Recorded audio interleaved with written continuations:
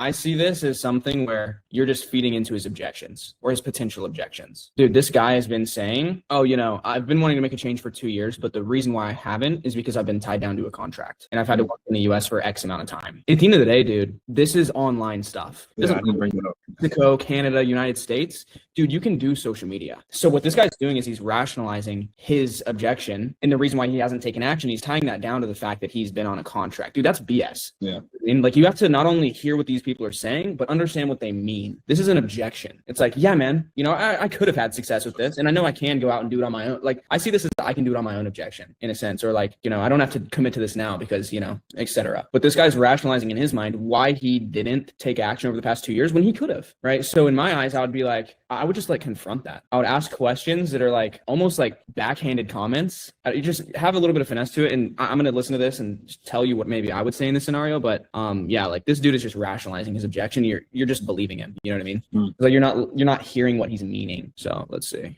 So it's tied to the paperwork that I have here in the U.S. So for the first, after you come here as an international student from another country, you have to work in the U.S. for a year and then add an extra year. So basically 2 years. And that year ended.